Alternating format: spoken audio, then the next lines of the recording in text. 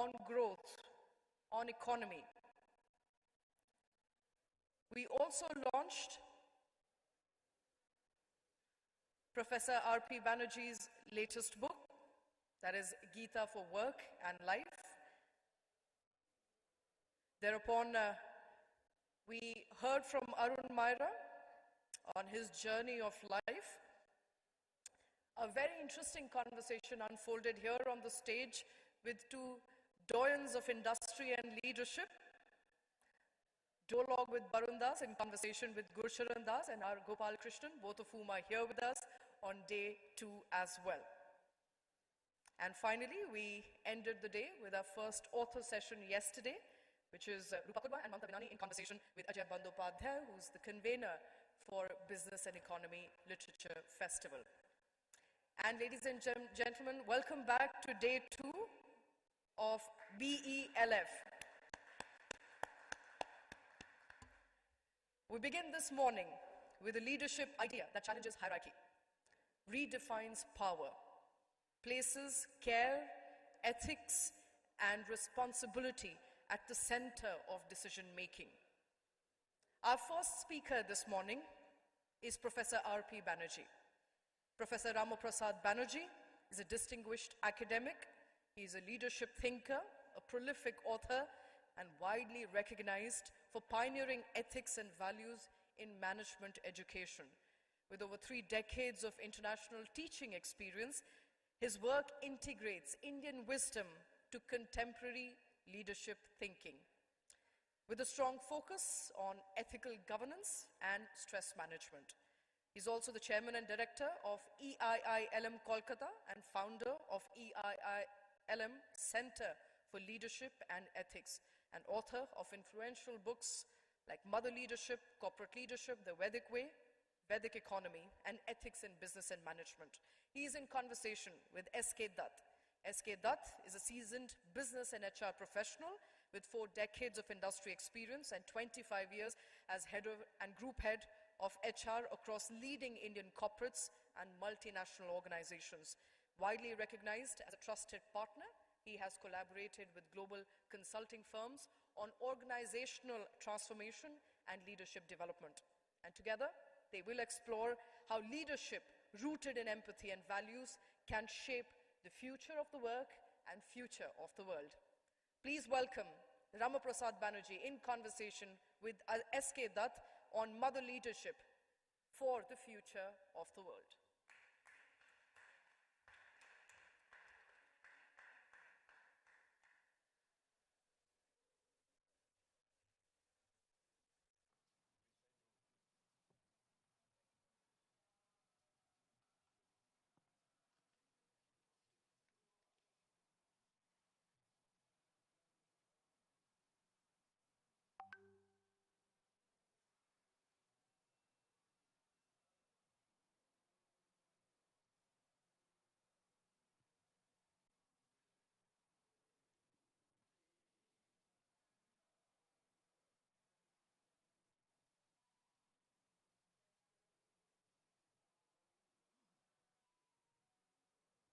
Hello. I am audible, right? Thank you, thank you. Good morning, and thank you for being here this morning. I have the very onerous and at the same time honorable and pleasurable task of holding a conversation with our own Dr. R.P. Banerjee on a very interesting topic, which is mother leadership. This book was first released, conceptualized and released in 1994, that's right. And once again, it is due for, the latest version is due for release in the next few months. Therefore, this conversation today is going to be that much more relevant. Just to sort of set a bit of context, when we speak in the context of leadership, sometimes it can appear to us to be a little abstract, up there kind of thing. And there is a lot of discussion which happens, and rightly so, on a topic which actually has relevance and impact on our day-to-day lives. Very interestingly, just to bring the realm of, reality into this topic, the impact, the consequences of leadership, the choices that we make, Today's one of the leading newspapers give the reason of the recent indigo disruption, if I may say so, to one of the leading causes being culture and leadership style. Very interesting. And they make quite a bit of a detailed analysis. And one of the reasons which they mention is the centralization of leadership in terms of authority, etc., and the culture, including, various initiatives that the HR took, and not just the change in the DGCA leadership. The only point which I'm making without, doing a critique of this particular factor is that leadership has very practical, tangible consequences on the ground, and the choices and the leaders, the choices that the leaders make. The last example is, today when we look at Donald Trump, our own Modi ji, then Mr. Putin, right? And once again, this is not a critique, but just to talk about their leadership styles, they have very different leadership styles, and the consequences and impact are felt every day. In fact, there is a lot of discussion happening, with the leadership style of recent changes over the last 1 year that have happened. As also, now, if we speak with Mr. Putin, his context, his purpose would be actually very, very different from the way and the lens through which the others are seeing, and vice versa, right? So essentially, when we speak in the context of purpose, values, ethics, etc. of leaders, they all come from a certain belief, a certain philosophy, the values, the ethics, etc., which shape the decisions that they make and the actions that they take. And in that context, the principles that Dr. Banerjee espouses in his Mother Leadership book, as also the very concept itself becomes that much more relevant in today's world, where it is, at the cost of repetition, there is so much strife, there is so much chaos, and there is so much of, sort of, at times, violence and so on and so forth, and the world is really crying out for peace. And when you speak in terms of peace, when you speak in terms of, a calmer world kind of thing, nothing more than a mother and the concept of a mother resonates, right? In that context, sir, I would like to, and especially when we go back, we hear a lot about, the leadership styles mentioned by Daniel Goleman, resonant leadership, by Richard Boyce and all of that, servant leadership, etc., etc. But the moment the word mother is used, it actually, in a sense, does not need much of explaining in a way. So, but at the same time, if you can harmonize, what would be some of the core principles of mother leadership, and what made you think of this as early as 1994? Thank you, Mr. And good morning, namaskar, namaste to everybody. Mother leadership, the word takes us to a very perennial and very dear word, mother. When I conduct meditation, some people who don't, find it an easy way to get into the mind concentration, I advise them, just think of your mother and take the image of your mother at the place of your third eye with your eyes closed. Try to imagine your mother. You will find your mind is coming cool and concentrated. I've been into the Vedic practice nearly 5 decades or little more than that. I was endowed with that from my grandfather, Phanindranath Bandyopadhyay. He was a scholar of Vedas. And he told me in the beginning that God in any form that you can think of, any and every form of God doesn't have any gender identity in real sense of the term. God in all forms, if you consider God in form, God in all forms is like a mother. When you visit a Shiva temple, you can again address Shiva as mother. When you visit a place like Kanyakumari, where Swami Vivekananda, had advised the meditation place where Om was mentioned, transcendental form, formless identity or the conscious identity of divine. There also, you have a image of a mother. Mother is actually transcendental and universal. In any culture and everywhere in the world, I've traveled so many places, nearly 30 places in the world, in 30 countries in the world. And in all academic and other practical contexts, the mother becomes common and the meaning, implications, connotations the same. But when I'm talking about this idea of mother, mother has a gender identity. Mother is a feminine face. But the mother that I have actually coined in my mother leadership book is a mother. It is not a gender-specific concept. Anyone and everyone has a motherhood within. Motherhood is principle. It's principle-centric. Actually, I'll tell you, probably you know about Greenleaf's Center for Leadership, Servant Leadership. I visited their place twice. The first time when I had visited, I found that no mentioning about the origin of the topic, meaning origin of the concept. Then I took it forward and I told them that you need to mention the origin of the concept. Swami Vivekananda, when he was delivering a series of talks on Karma Yoga in United States and came to California with in that series. And after the talk in one day, he was asked by some people in the audience after the talk that, do you consider yourself as a leader? Swamiji gave an answer, wonderful answer that struck me at the early age. He said, Dasasya dasaho aham. I'm the servant of the servants.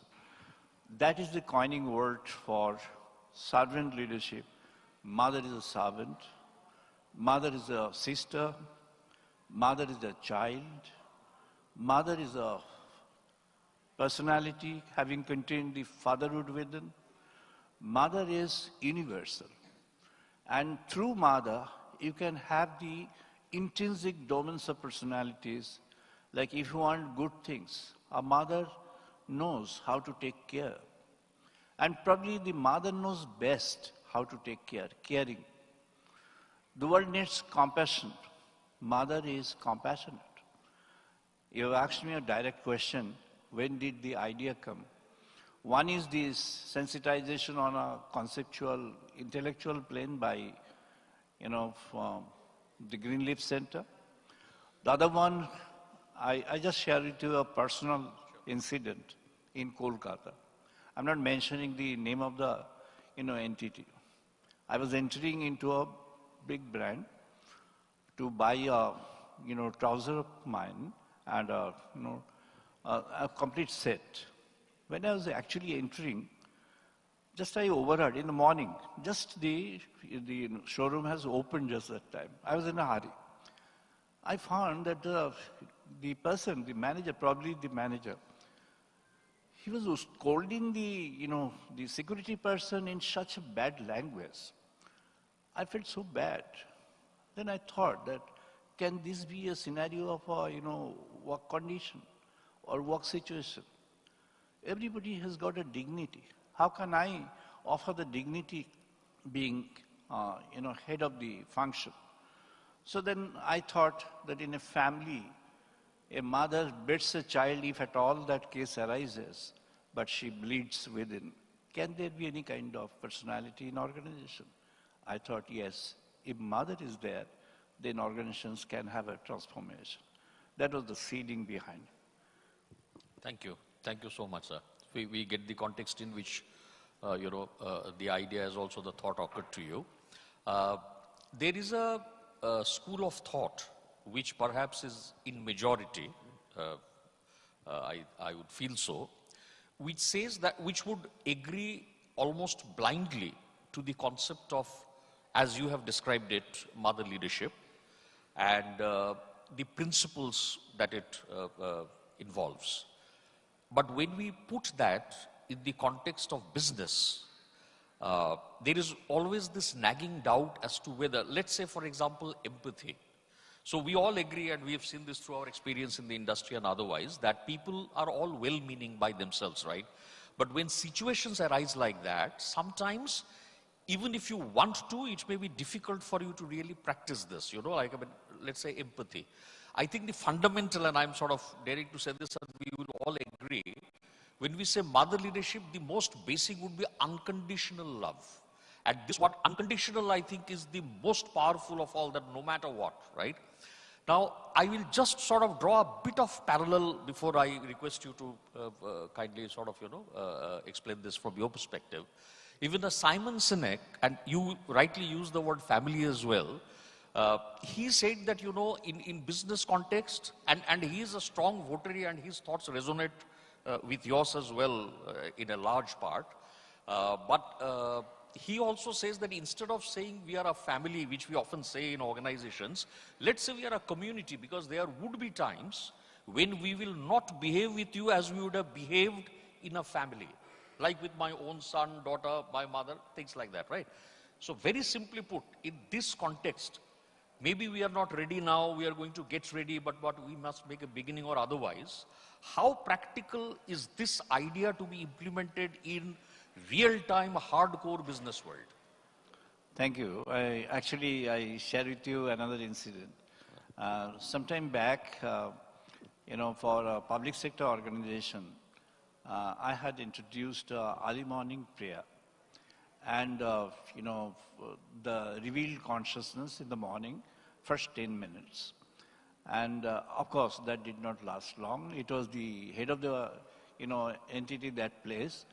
After he was transferred to another region, this was discontinued. But it continued for nearly 7 months. There were significant changes in that. It was a collective consciousness, developing a collective consciousness for the organization. I told them, like, in a family, in our, even medieval families, if you look at R.C. Mujumdar's description of the medieval families in India, you'll find families were having two different, I'm not getting into the detailed discussion of that. They had two different entities. One is the intrinsic entity of the family, the other one is extrinsic. Intrinsic head of the family is the mother. Extrinsic head of the family is the father. But the father, when he comes out of the intrinsic, the father actually carries forward the message of the intrinsic. So overall, if you look at the entire scenario, you'll find the overall, the control is in a consciousness, and that's the intrinsic consciousness. So it was valid for thousands of years. Entire Vedic civilization, which lasted not less than 10,000 years. Some of the British scholars have put it differently. I have contradicted them very strongly with all documents in my Vedic economy, in my corporate, management through Vedic way, in my other works on the Vedas and Vedas for the world. I have given the profuse, references for that. Until today, there is no, contradiction on that. If anybody is there to contradict, I'm ready to, answer the person. So the point is, in that Vedic period, which lasted for almost 10,000 years, and the entire period was a consciousness-driven period. A family was controlled, run by the spirit of divinity. Divine is at the center, and divine at the center is communicated and reflected through the motherhood. What I'm saying is, corporates should create a culture of character. The corporates, when it is able to create a culture of character, then we become council of equals. In my art and science of management, I have given a detailed analysis of case study of Ramakrishna Mission, ISKCON on one side, Procter & Gamble, and IBM on the other side. Categorical terms I have explained how they could survive, what are the different phases of survival, and wherever the challenges, how could they win over the challenges. This I have discussed in anthropomorphology of management. This is the first time this concept has been brought into management. Even Peter Drucker was thinking about it. In the last discussion of Peter Drucker, Tom Peters, and Bill Gates, When Dhaka was ill and the other two persons came to Dhaka to have a meet with him, meaning the ailing person, that was his last message for the human community. So even in that, he had talked about the giving principle, the conscious principle. So when we have a centric around the giving and conscious principle, it is the divinity within. And the divinity within can be described, explained, applied in a visible physical form, and no better identity can be available in human world apart from motherhood. That's why I have coined the motherhood.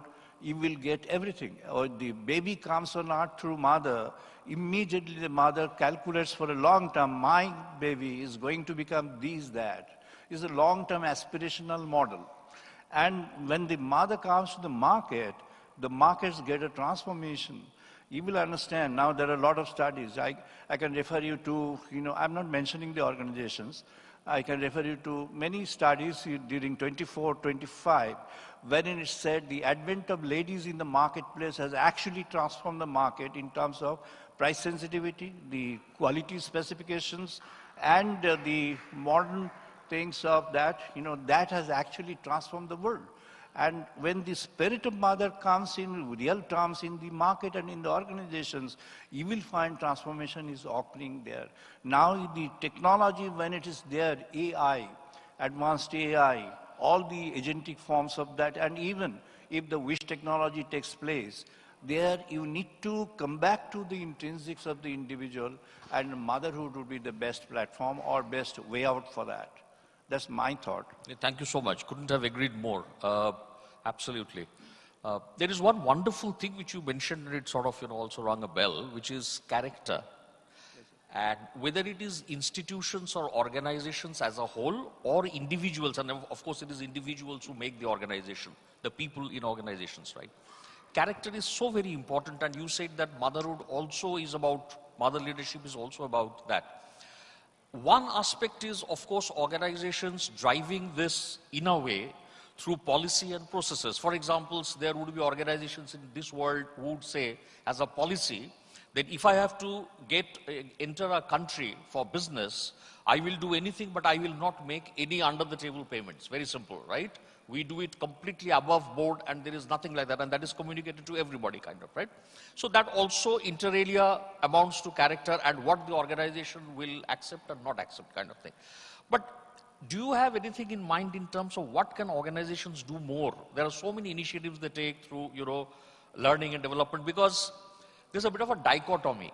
Character gets formed over the years, early childhood, and all of that, And unless it is a life-changing experience, the personality remains somewhat the same, right? So, other than policy and processes, especially from the lens of mother leadership, is there something more than character, organizations can do in terms of reinforcing or, linked with culture, where they can do something about character? Thank you, sir, for this issue having raised by you. May I take cues from your previous points? Please. You mentioned about 3 names. You have taken 3 names of leaders. You have taken the name of Donald Trump, Narendra Modi, and Putin. I'm not taking their names, but I'm using this as having mentioned by you. See, when the nation is the largest organization, if you talk about organizations of different varieties, I call the nation as the largest because the World Council is yet to be formed. I'm trying to develop Asian integrity through Borderless Asia movement, which I have initiated 2016. Probably you have heard of. Yes, sir. And this year, Borderless Asia movement in Vietnam had a remarkable success, having participated, meaning having participation from 19 countries, and it's going to be a sure success, better than the European Union. I'm very sure about it. The future of the world should the future of unification. As of now, I'm considering the nations remain. If the nations remain, a nation is the largest organization. For a nation, what could be the model? A nation's model should be something which was prescribed by Kautilya long back, almost 3,000 years in the back if you talk about. That's the, timing given by British scholars, but I have estimated the timing, which is even close to 500 years, even farther back. Now, Kautilya, is mentioned that a king is an ideal one who is an achiever of the Brahmagyan, meaning the supreme knowledge of Brahman within. What is that? Ataho vai imani bhutani jayanti yenu jatani jivanti yad brahma pravishanti tad brahma. Yad prana pravishanti tad brahma. Yad manaha pravishanti tad brahma. So, there are so many different aspects of the collectiveness. A nation's homogeneity and collectiveness can be, developed by a personality where the commonness or universality of everyone is recognized in the true sense of the term. And that's possible only when you have got the concept of divinity and you are immersed in the divinity, which is our Vedic principle. Purnamadaha, Purnamidam, Purnyad, Purnam, Udachyate, Purnasyaha, Purnam Adaya, Purnam Eva Va Avasishvate. This is a concept of wholeness, wholesome, meaning the Supreme is whole. We are all fragments of that Supreme, even Supreme reflects through us. When this is a concept realized, Kautilya says, you want to rule the country, you should be a personality who is an impersonal one. The moment you become a person, you have got addictions, you have got desires, you have got, other attractions than the wholesome. So when you are into the wholesome, then you are an impersonal. If you can become an impersonal, a mother is a truly impersonal being. A mother will not attempt to hurt any child, any offspring in any way, even if she is hurt squarely by the other side. Mother has got tolerance. Mother has got patience, infinite. And the leader should be having a personality who can absorb the evils and ills and can offer the beautiful things and goodness. I call it the mother is a flower. A flower doesn't absorb the fragrance of its. And a flower doesn't take the beauty of it, but it gives. This is a giving principle. Mother has a giving principle. A leader should be such that. Thank you. I'm sorry for having extended. No. It's fine. How are we doing on time? I'm sorry I missed track. We have 5 minutes? Okay, awesome. Thank you. Thanks. Oh, it's a signal Thank you. for 5 minutes. Thanks. Sir, one last, query from my side on your book. You have authored so many books, and that include leadership the Vedic way, Vedic economy, ethics in business and management, which also extensively, deals with the Vedic this thing. So, if you could, for the benefit of the audience, tell us the inspiration that you derive from the Vedas, and why is it the central theme in all your compositions? I've been, a few days back, in November, I had a series of talks in USA and UK, and in 2-3 different places. I guess in one of the places in London, you were also in there, and that everywhere I've mentioned the future of the human civilization lies in the spirit of Vedas. Vedas is a non-religion. If somebody comes and claims that Vedas belongs to my religion, I would tell, your mother doesn't belong to your own lineage. She is the inspiration behind you to create a lineage for you, father. So Vedas is something which has got the universality for any culture which has emerged. This is my statement. Anybody can contradict me.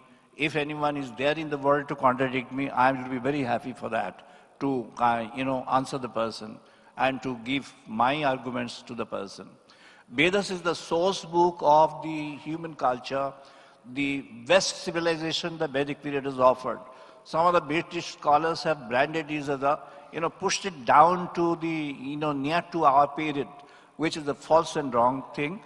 However, I'm not getting into that. Vedas is the main spirit of human civilization, and I guess it is going to be the destiny of human civilization. Technology emerges first and fastest. You have to come back to your intrinsics, you have to have your meditative form, you have to realize your own good self, you have to find out your Atman. Atmana radhinyam vidhi shariram ratham evatuhu buddhi tu sarathi vidhi manaha pragraham evacha. This is the connection between, I just mentioned in a minute, the meaning of this. Consider your body as a chariot. This chariot is moving in the world. The Atman, the Supreme Self, is seated within this chariot, and this chariot is getting driven by your external senses, the mind. Now get back to your intrinsics, and if you can do that, you have the best drive of this chariot and best output given to the chariot. That's how the motherhood, spirit of the mother, in an individual, in a collective situation, in an organization, in a society, in a nation, and in the world, can give a new shape to the world, protect the world, take the world ahead of its own boundaries, and make a world better world. That's my view. Thank you. Thank you. Thank you very much. Thank you. Thanks. So just a sentence or two, one is spirituality may sound a little out of context when we talk hardcore business today. But people of my vintage have seen how even human resource management have transformed in terms of, how the sensitivity, the importance of people, and initially it used to be fashionable to say people are our greatest assets, to now really grappling with how best can we do and create competitive advantage is something which is there, right? So similarly, and I'm sort of, without getting away from the topic, meditation is something which was unthinkable at one point in time, that it will be so popular. But some of my friends from the Western world say that it is perhaps practiced more in the Western world than in India, even as we speak today, right? So when we speak spirituality, the essence of mother leadership, the universality of mankind, as much as we think it is a little out of context today in business, I think that is where the world is moving. And as long as we make a beginning through excellent initiatives like Dr. Banerjee's book on, mother leadership, I think that's where the world can be, and it can be a better place. Thank you so much, sir. Thank you. Thanks. Thank you so much, Professor Banerjee, S.K. Dutt, for your words of wisdom. May I now please call our Head of English Cluster TV9 Network, Rakesh Khar, to kindly felicitate the two gentlemen.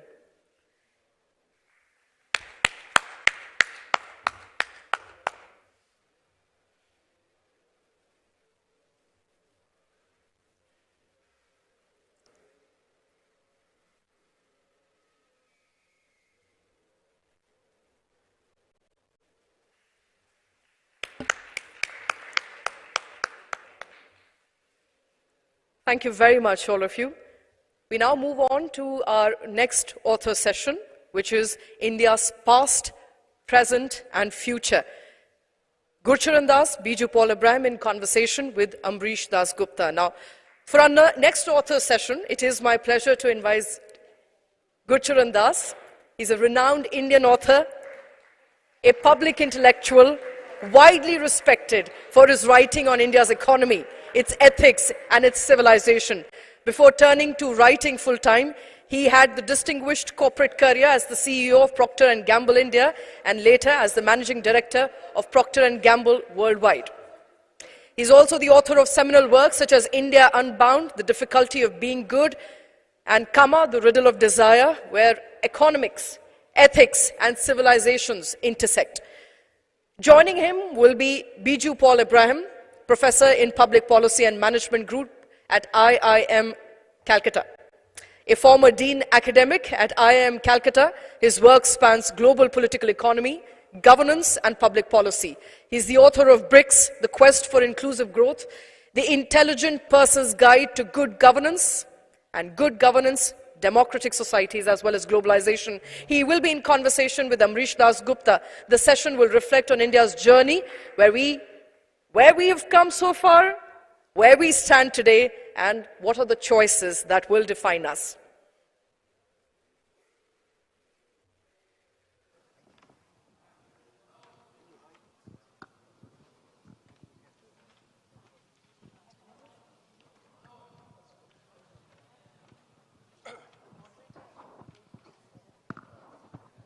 Hello, hello, hello, hello.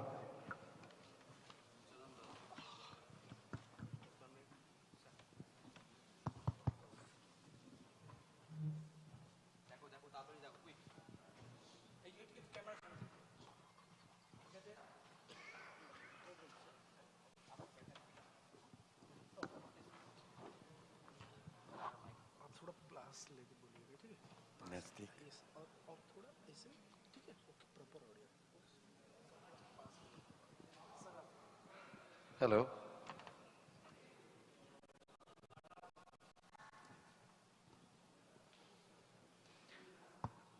Good morning, ladies and gentlemen. I thought an intellectual discussion around business, economics, philosophy in the most argumentative part of the country and claim to be the most intellectual part of the country and will be having on the Sunday the hall filled up, but possibly our argumentative nature is declining, or maybe we are getting more certain about things and not very confused anymore, not so filled up today. This session, basically India in the past, present and tomorrow. I mean, of course, India has a philosophical history of many, many thousands years, 75 years of history of a modern constitution, and maybe 30 years of history and more to come in the future of a modern economy.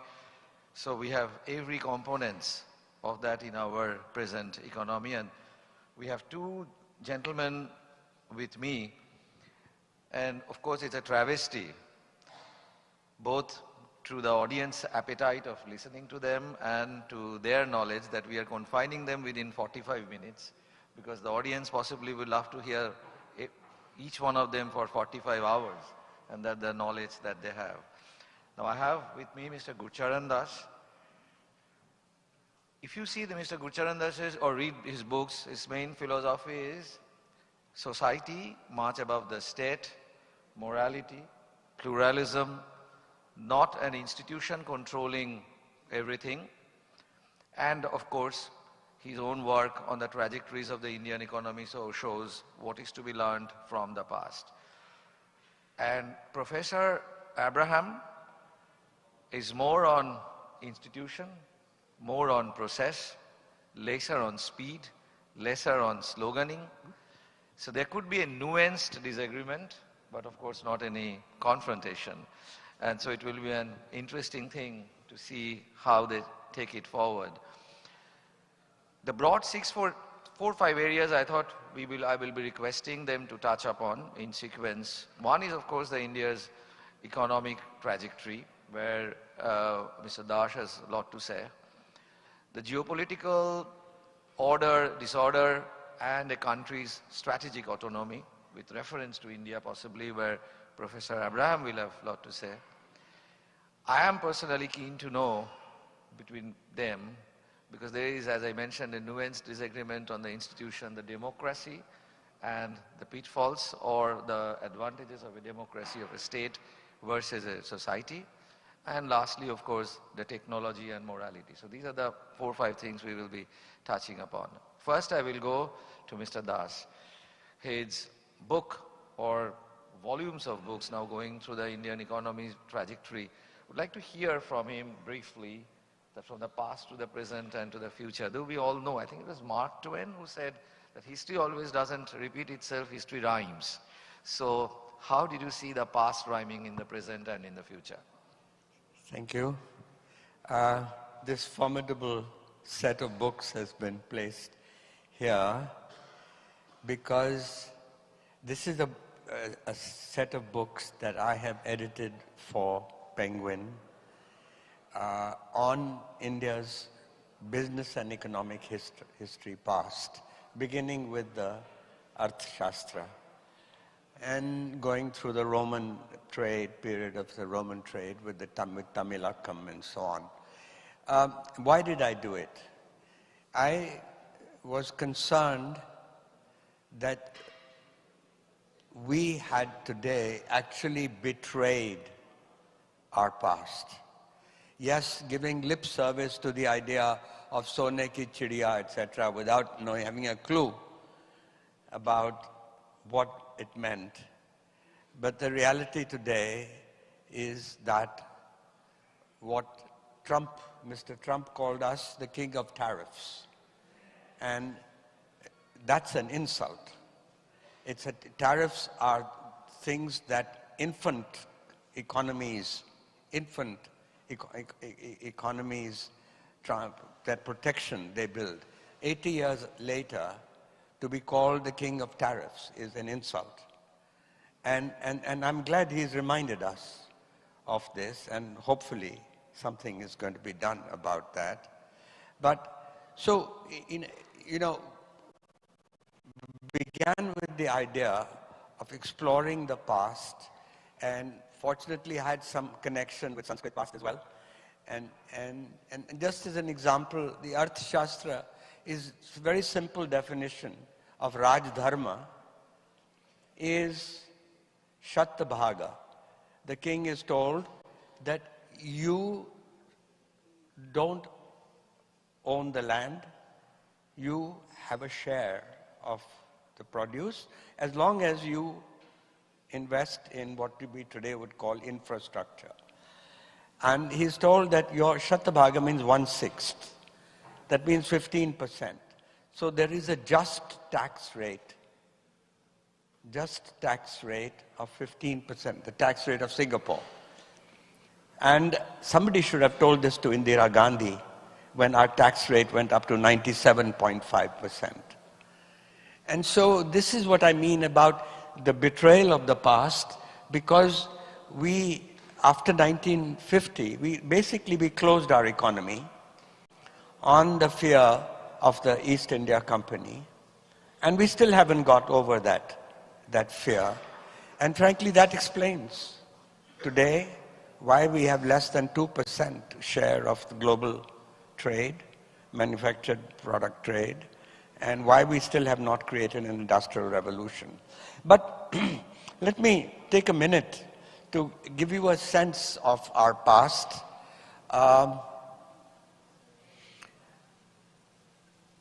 There was a volcano that hit what is today the Deccan Plateau. That volcano led to lava covering 500,000 square miles. That lava over time hardened to create black rock. The black rock eroded and became black soil. And it was the genius of the Indian farmer who created from that black soil white gold. And what is white gold? Cotton. And therefore, throughout our history, India was identified with cotton. And in 78 AD, Pliny, the Roman senator, gets on the Senate stage and he tells the Romans, stop wearing those togas, stop your wives from cooking with Indian spices or wearing Indian perfumes. Rome is losing 65%, 2/3 of its bullion to India, or sell something to Indians. At that time, one ship was arriving at a South Indian port from Rome every day. But to jump, that trade surplus continued right through to the Industrial Revolution, right through. And in fact, habits in the world changed. Europeans discovered fine muslin, Dhaka muslin. And what was the result? They started wearing underwear. Because with their coarse cotton and wool, they couldn't wear underwear. And it started with the aristocracy, moved down to the middle classes in the 19th, 20th century. And wearing underwear is a mass habit today. And whether it's the Tata turban, which was called Hindavi, again from Indian cotton. My point is, there are lots of wonderful stories I can tell you. Today, I'll just tell you one last story. We have wonderful books on the Marwadis, the Sindhis, the Kachis, and the Parsis, and all these families as well. But the one story I want to tell you is from one of the volumes called The Mouse Merchant. It's a story of a startup. And since we are today in a world, the age of startups, I think it's appropriate, and I'll take 2 minutes. It's a boy who becomes 17 years old. His mother tells him, "Son, I've educated you now." His father died long ago. And she says, "You're not going to do what I do." She cleans homes. She cleans homes for other people. And she says, over there lives the richest man in town. He's a kind man. Go and ask him for advice on what you should do.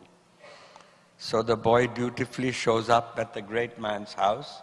And while he's waiting for the man to come out, he sees a dead mouse in the courtyard. And he asks when the great man comes out, he asks him, "What can I do for you?" And the boy says, "Can I have the dead mouse?" And the man laughs and he says, "You're doing me a favor?" "Of course, but people come to me for loans, for a job. Can I help you?" The boy says, "No, that's fine." And he takes the dead mouse. He knows a widow who lives in the neighborhood. She has a cat. He sells the dead mouse as cat food to the widow, and the few paisa she gives him, he goes to the bazaar, he buys chana chor garam. He makes little packets of that, and with a jug of water, a ghada of pani, he goes into the town square and he waits. And in the afternoon, he knows loggers come from the forest, bearing logs of wood on their heads. They put their logs down to rest in the afternoon, and he offers each one water and a snack. And since nobody has ever done this to them before, and they have no money, they each give him a log of wood. And he repeats this over 3 months. Each sells a log, buys more, snack, etc. But then the monsoon comes. The logging in the forest stops. The price in the timber market starts climbing. He has a house full of logs at the time, and he starts unloading his logs. And by the end of the season, he has made enough money to buy a shop in the timber market. And he sets himself up as a timber merchant. And from the next season, he has one competitive advantage. His suppliers know him. They love him. And they bring their best supply to him first. Anyway, he prospers as a timber merchant. But after a couple of years, he says that there's greater margin to be made in actually converting that wood, and since they live near a shipyard, into ships. And so he finds a retired master carpenter, shipbuilder, makes him his partner, and soon he's in the shipbuilding. He has a subsidiary, shipbuilding business. After a couple of more years, he finds actually there's even higher margin in shipping passengers and cargo. And so he finds a retired captain and makes him, and I'm just finishing the story. My point is that also succeeds. And by 25, he has become the richest man in town. And he goes to a jeweler and asks him to make him a gold mouse. And he takes that gold mouse to that rich man where he got the dead mouse from. And he presents the gold mouse to him. And he says, in today's language, this is your return on venture capital investment, which you made with the dead mouse. And the man hears this story and he's so happy, he gives his daughter in marriage to this boy, and they live happily ever after. Now, that's the story of a startup. Very nice.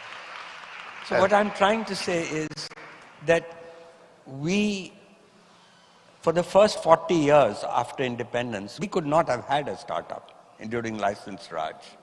There was no possibility. And there were no startups. And so we have learned the long lessons from our history. I could keep entertaining you with lots of stories, but thank you for your patience. I know, and that's why I said that even sitting with you for 45 hours may not be doing a justice to the stories which you have. But I take a point in which you have all throughout in your books also, you have maintained that the liberation of the individual energy or the creativity or the societal energy, rather than having a lot of institutional gripping or the thing is actually prospers the economy much more, as an example that you gave right now through that boy. But coming to Biju, you, I mean, there are two aspects of your writings which of course is very relevant and topical today. One is the institutional, creation of an institution, more systems, more processes, more discipline. And the other one is the geopolitical part of yours. Now, while you speak on your thoughts, but one specific question I have is that how do we marry the two? Because the geopolitical today is going through so much of disorders that institutionalizing, systemizing a geopolitical strategy, it sometimes could be very compromising because we have to be very quick, agile. Also, there could be certain times of thing in terms of a policy formulation, some compromisation or ambiguity to the ethics part of it, because it's a policy that needs to be created. It could be many times quite ambiguous and to be changed. So how do you bring a compromisation between the two, institution and geopolitics? Yeah, thank you, Ambarish, for that question. First of all, let me say that I completely agree with Mr. Das, and I remember his visit to IMC almost 2 decades ago to promote his first book, when he made very much the same point about the economy being closed and that creating problems as far as growth was concerned. Of course, after liberalization, you did create conditions under which firms could invest. A startup ecosystem, of course, has been developed in recent years and so on. And even though our share in terms of world trade is low, it certainly has increased over a period of time. So particularly in terms of services, for example, the kind of integration that we had with the rest of the world has been quite significant. And government, I think, on the whole has played a very good role in terms of ensuring that there is very light regulation, especially in services. And that is what has helped us to integrate much more with the rest of the world. Manufacturing has not been so much of a success story, despite a lot of government incentives. I mean, we can go into the reasons as to why that has happened. I will not go into that now. But even though the domestic environment, I think, certainly has improved compared to what it was pre-liberalization, I think the great challenge that we face now is that the international environment has certainly turned significantly negative. And I think that is what is more concerning as far as we are concerned. Of course, there are startups that have started, there is economic growth that is happening. But if you look at attempts to integrate India with the rest of the world in terms of increasing our exports, there certainly the current geopolitical environment is turning. Certainly, I won't say hostile, but it's certainly not as good as what it used to be. And that, I think, is where the major challenges remain. I foresee 2 major issues. One, of course, is that countries are becoming much more closed. I mean, we've all been arguing that economies should become much more open, but because of the growing nationalist sentiment, what we are saying is countries are becoming more and more inward-looking. They are raising tariffs, they are raising restrictions on investment and so on, so that is concerning. The second problem, I think, is that when it comes to leverage in terms of negotiating with other countries and getting them to reduce their tariffs, that leverage that we seem to have is actually quite limited. So just to give a comparison with China, for example, one of the things that the Chinese have used very effectively in order to get the US to hold off on some of the tariff increases that they had, it was the fact that they had a control of critical minerals. And of course, this is something that they've been doing over decades. And because of that, they had that leverage which enabled them to get a better environment as far as tariffs was concerned. Whereas when we look at the situation that we face now, we are finding it extremely difficult to actually get a trade deal because of the fact that we don't have that leverage over other countries, particularly over the US. But also the fact that if you are really to get significant trade advantages, then it really means opening up our market in areas where there are significant concerns with regard to opening up, like agriculture, that is one. Or the other is promising huge investments, particularly in the case of the US. For example, the South Koreans and the Japanese have promised huge investments as far as the US economy is concerned in order to get their tariffs. That ability to sort of make those investments are also not there as far as we are concerned or as far as our firms are concerned. So that is, to me, is what is concerning. That the domestic environment has certainly improved for investment, but the international environment has turned negative. But we seem to have very little leverage in terms of ensuring that our interests are taken care of when other countries also set their tariffs. That, to me, is a bit concerning at the moment. Got your point. I'll come to Mr. Dash very soon with another subject of yours. But staying on the point which you made, just give me a very quick answer to that. Sometimes the international policy which we create, does that hinge upon our electoral policy also, which means to become popular to my electorates? I create an international policy which may always not be very positive, may be sometimes detrimental for our economy. As an example, posturing animosity with a country could make me popular in the country, but it could be economically detrimental. So do you think our electoral policies to become popular internally in the country also to a large extent determines our international policies? I wouldn't say it's a desire to become electorally popular which creates issues, but it's more the realization within the government that there are certain aspects of policy which are non-negotiable, which is where I mentioned about agriculture as an area. So for example, the US has been very insistent that we open up our agricultural sector, but there are very, very good reasons why the government is extremely reluctant to open up that sector. Again, Mr. Das mentioned that there were certain reasons why countries have imposed tariffs, and we need to recognize that. So I don't think it is a question of the government saying we will not open up certain sectors in order to become popular, but it is because the government realizes that opening up would have significant negative economic implications for significant sections of our society that they don't open up. And that is certainly something that you cannot question, because those interests have to be protected, whatever may happen in the rest of the world. Got it. You wanted to make a point on this. Well, I think that this, look at the positive side of yes, you've laid out the negative side of the world moving away from globalization, away from WTO, etc. But frankly, I would say that we are still the most over-regulated economy in the world.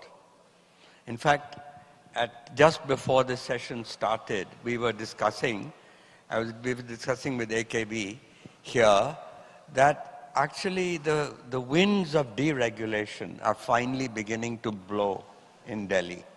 And this is if this can continue, and this has been forced on India, because of this situation.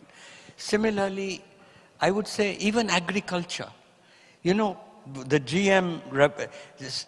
genetically modified foods, I'm sure it's a bad word in Calcutta, but the fact is that 74 countries consume GM foods, and they're in perfectly good health. In fact, Indians go to America and they don't die when they go to the US.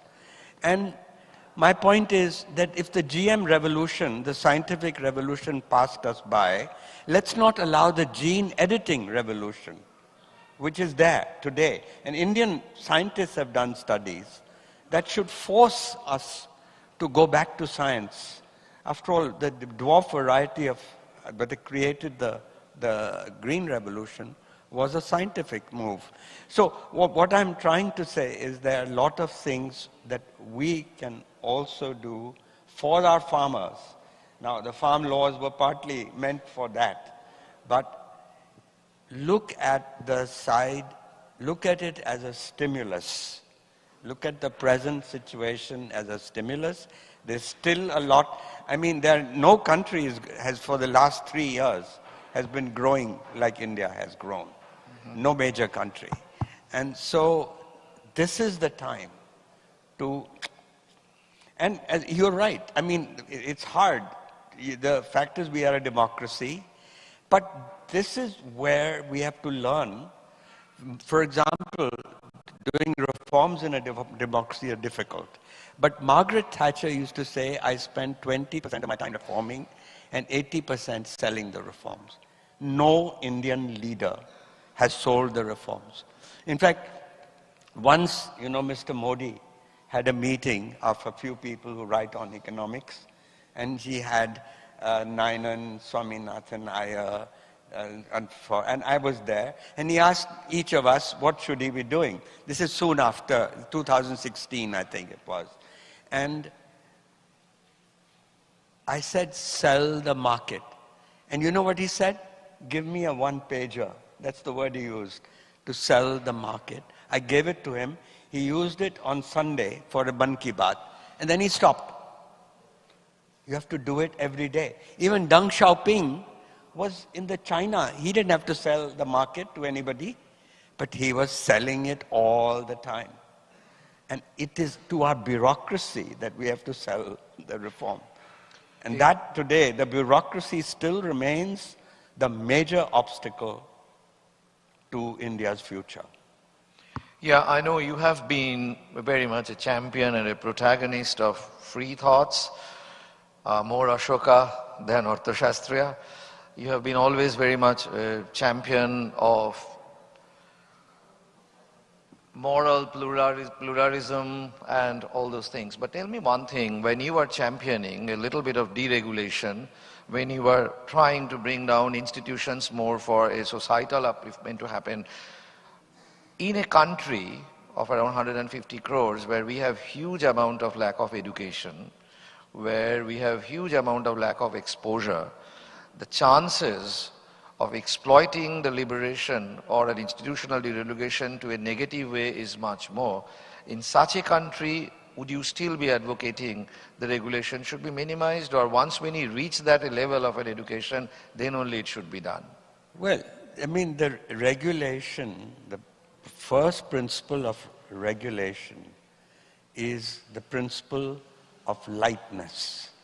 The regulation should be there to catch one crook and not to hurt 99% of the innocent.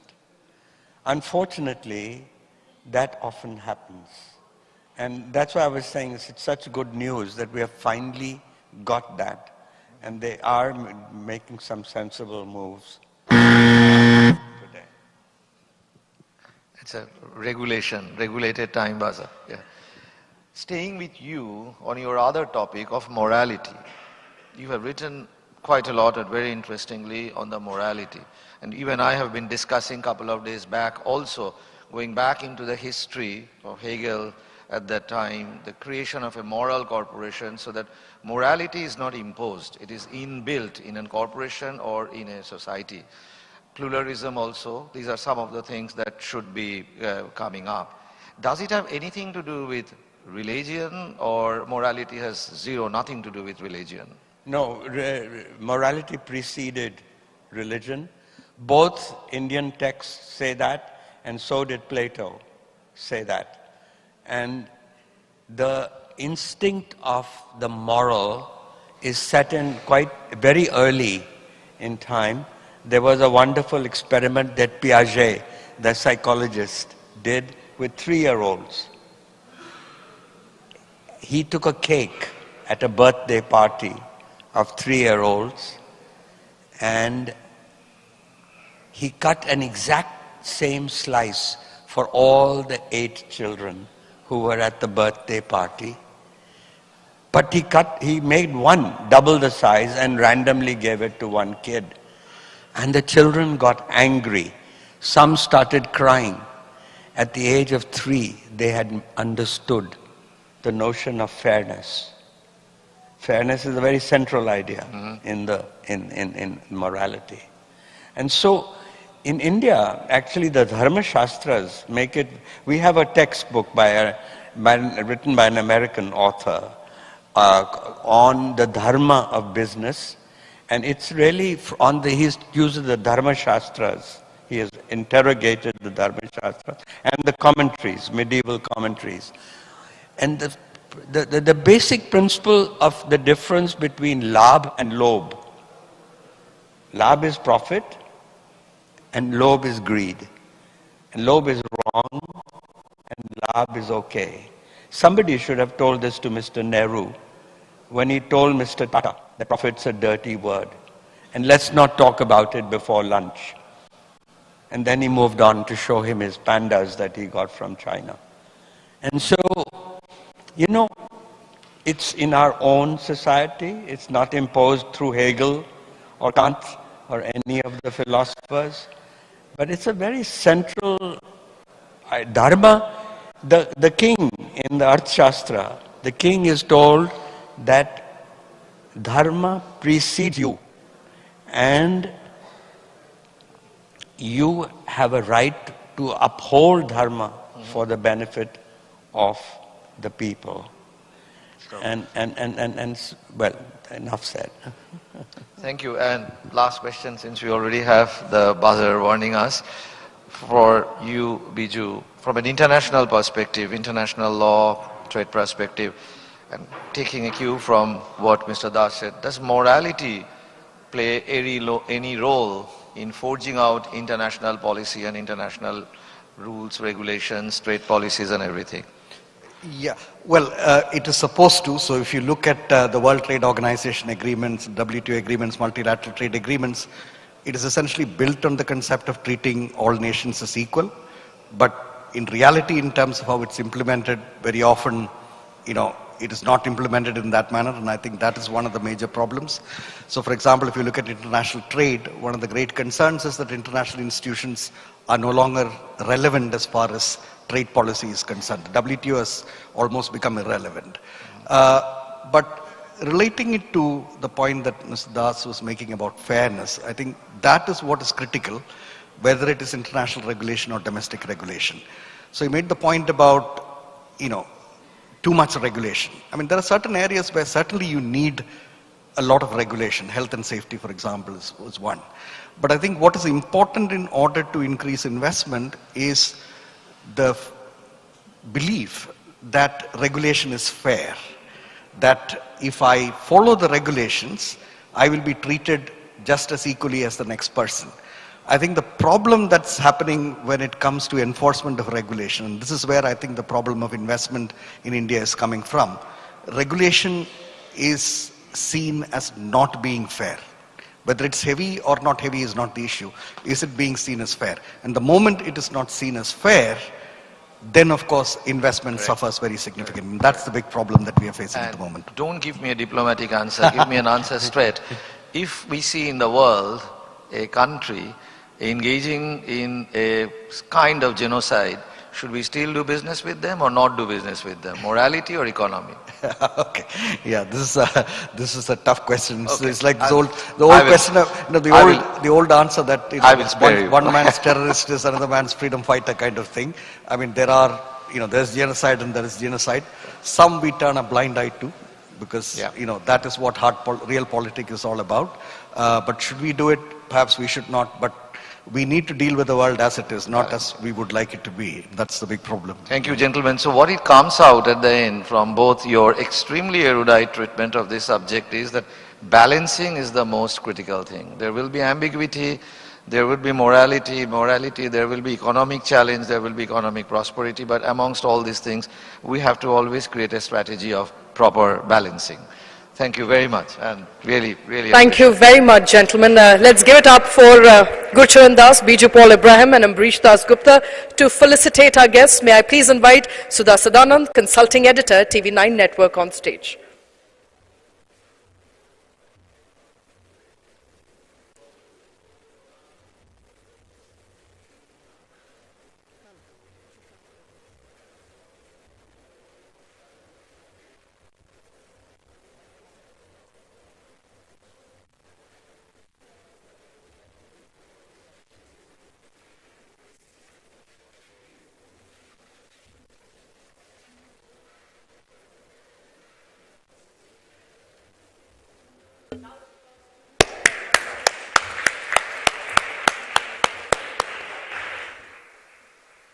Thank you, everybody.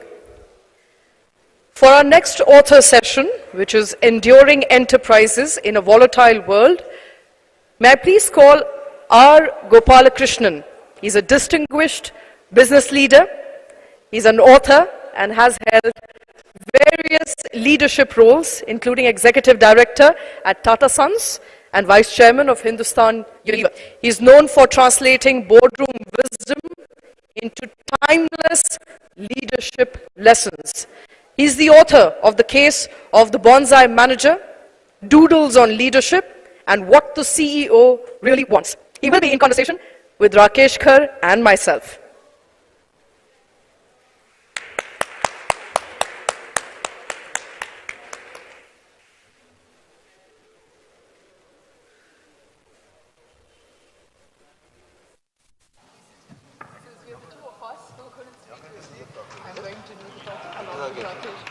I hope not interrogation. This is a bit of a last-minute conversation. Hello. Since our moderator, Rudra Chatterjee, could not make it, so Rakesh Khar and I are replacing him, and I hope we do a fair enough job. So there's a lot of pressure on us, but let me kick off this conversation with a fundamental question that everybody wants to know, at least a startup founder out there wants to know. You have seen it all in your decades in leadership. You have seen liberalization, you've seen globalization, you've seen pandemic, and you've seen the advent of AI. What, in your assessment, differentiates a long-lasting enterprise that can bear these challenges from an organization that tumbles within years? I think there are three factors. Firstly, I'm a great advocate. I'm glad to see, actually, I'm not worried that there's not a big crowd, but there are a lot of young people here. And frankly, if you ask me, I've traveled all the way to talk to the young people. Oh, brilliant. This is your time, young people. Yeah. See, the oldies can keep talking to each other. And that is happening. But the people who should be listening are the young people. And I have a message for the young people in answering your question. I'm a great believer that an economy needs long-lasting enterprises. I got interested in the subject of long-lasting enterprises, Dirgha Ayush, because I found a lot of Alpa Ayush companies coming up and young people getting excited by organizations that are being set up to die like moths around the light. I'm not criticizing all of them because short life is not wasted. Swami Vivekananda died at 32. So did Srinivas Ramanujam. But we need the Einsteins and the Rabindranaths also who live a long life. And an economy is built on people with long life. And so the question of what makes, I have lucky or unlucky, depending on how you look at it, that I've worked for two long life organizations. One is Hindustan Lever and one is Tata's. Out of the locally set up companies, probably Tata is amongst the oldest. I will hesitate to say it is the oldest. And I have studied what it is that it takes to make a long-lasting organization. I've written some books also on the subject. But your question was, what are the 2 or 3 things that distinguish them? The first thing is they care about people. I went to 6 companies. I wrote to 10 CEOs saying, I'm doing this research with a management institute. Would you cooperate? And I chose companies which came up after I began my career. I didn't choose Tata for obvious reasons. I didn't choose Godrej. I didn't choose Birla. I chose companies that came up. When I started my career, these companies didn't exist. So I went to Marico. I went to Biocon. And so on and so forth. I went to TCS, which didn't exist when I began my career. 6 of them agreed to participate. And the 3 things that we found common amongst all the 6. Number 1, they cared for people. Now that has multiple dimensions. You can write a book on that itself. People includes employees, vendors. What I think Mr. Dr. R.P. Banerjee was saying this morning about mother That's right. intuition, it resonated with me because that's what I found out of my research. They cared for people. And the marker that I found most stunning, even for a guy who's been around for a long time and can be cynical, is 6 CEOs whom I interviewed said they spend between 20 to 35% of their time on people matters. 20 to 35. Not on AI, not on long-term strategy, but on people matters. The details are in the books and I won't go into that. The second thing they stated was they are having to learn and relearn constantly how to do balancing short-term and long-term. Because you have to do both. You can't do one or the other. This again resonated with the mother aspect that spoke about this morning by Dr. Banerjee. Mothers are the most remarkable example of balancing. They don't balance, they do both. They expand their time. Because I've never seen a mother, I've got my daughters-in-law, they're managing both. They look hassled with the short term, because the child is crapping, doing all the things that children are supposed to do. But they're also dreaming. Will she become an artist? She drew this line. Will she become a writer because she wrote this essay in school? So balancing short and long term simultaneously. That's the second aspect. The third is what we call critical thinking. Now, if you go to educationists, they all have different definitions of critical thinking. My definition of critical thinking is, can you see unobvious alternatives? Can you be a geologist and an astronomer at the same time? So what does that mean?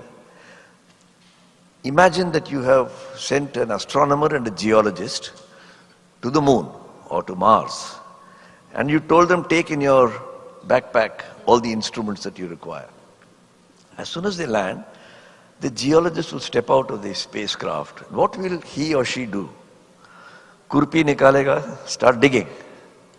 Because the question that is driving a geologist, or even often a physicist, is what is inside this? The astronomer will step out and look up and say, what is this all a part of? They are very different answers. And you need both the answers if you want to create a long-living institution. If you will allow me a practical example that I have seen during my stint in Tata's, Sure. to make this point about astronomy and geology. They are not just talking points or philosophical points. In the director's lunchroom one day, we were all very excited. TCS was having an IPO. This is back in 2003 or thereabouts. And the merchant bankers were telling us, you're going to get 800, next week was 850, 900, 950. And then one day they said you could get up to 1,000. And I was younger and less contemplative than, say, Ratan Tata, who was my boss at that time. And I said, boss, go for it. 1,000 kya, let's even try 1,050. He said, but have you thought about leaving something on the table for the retail investor? At what price would you have left something on the table for the retail investor? I said, yeah, what are you thinking about retail investor? I want all the bucks. American way of doing business, don't leave anything on the table. Finally, after a discussion, we priced it at 900, I think. And retail investors made money on that, even in the first year. Today, you buy it at 900, the retail investor finds it's at 600. And this is the difference. He was thinking of what is this a part of? And why will it last for a long time? Will people be happy and grateful to Tata or TCS in this case? And I was thinking of take all the cream, baad mein dekha jayega. So 3 things to summarize. People, critical thinking, long and short term. Sorry, long answer to a short question. That's okay.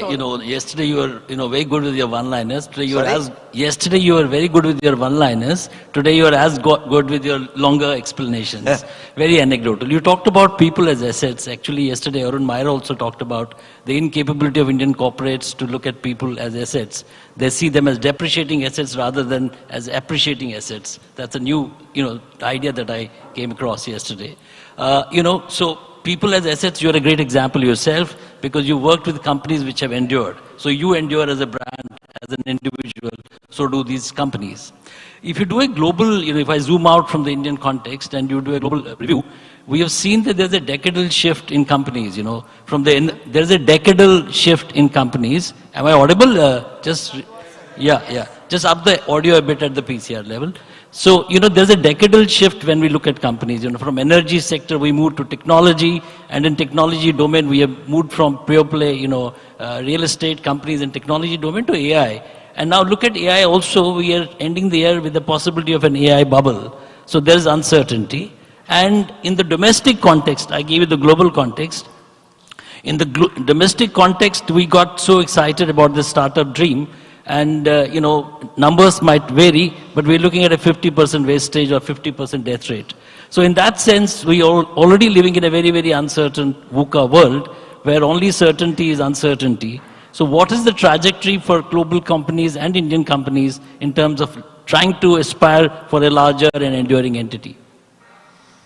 I'm not one of those who believes that you must have a universal number, irrespective of which industry you're operating in. If you're a media company, you'll have 90% attrition or 80%, very, very high. You're just about there. About there. No, I wish there were more players, so there would be greater attrition. But I think if you look at nature, every species has its own attrition rate. Fruit flies last 1 day. They are not useless. They have great uses in science, in laboratory work. Tortoises, I once went to the Calcutta Zoo and found a tortoise which was reported at that time to be living at the time of Siraj-ud-Dawla. I considered it a venerable tortoise. Ki bhai, tumne Siraj-ud-Dawla ko dekha hai. Tell me what happened. So there are multiple species. In the same way, there are multiple companies. Think of each company as one of the genetic mutations that nature has created. What I think is important is that within that species, you should have a lower attrition rate of the physical and the productive. I'm not talking of attrition rate by keeping old fruit flies on forever and ever. In fact, I was telling AKB this morning that the Indian economy is growing, but our total factor productivity, I think the young people here will understand what is TFP. If you don't, please ask your professor when you go back. Is not growing as much, under 1%. In China, grew at 3.5%. So that gives a kicker to the GDP growth. And in the same way, companies must be increasing total factor productivity, apart from investing in assets and so on. And people is the one that gives you the total factor productivity.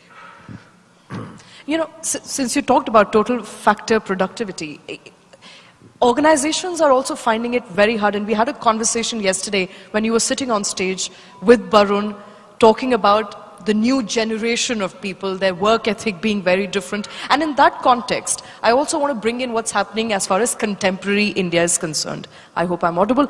So, a lot of factors that we talk about when we talk about present contemporary times. We're looking at technology shocks, geopolitical shocks. Every young person has woken up to Trump tariffs. We're looking at supply chain disruptions. In that context, are we overestimating the current turbulence as compared to the turbulence we have seen in yesteryears because there is a lack of context here? Or do you think these will be remarkable changes going forward? I think we are terribly overestimating. Okay. Short answer. Okay. Okay. So you believe that these will pass too? Everything in the world will pass. This planet has existed for billions of years here, before you and I and economists came into existence. The point is this. Things are changing very rapidly, no argument. Exponentially, no argument. But the tools with which you're coping with that change are also increasing exponentially. The gap is constant. Okay. It's the gap that matters. So, if my grandfather would wait at the bullock cart, to wait for his son to arrive from somewhere else in the bullock cart yard, he would wait maybe hours or days. Today, my son looks at internet and he keeps track of where the planes are flying. The tools have also changed. I think we're forgetting to emphasize the gap. And I believe that change has always been tectonic because the nature of change is something that you contextualize to now. I remember when I was a kid, growing up here in Calcutta, my grandfather was in the village in Tanjore.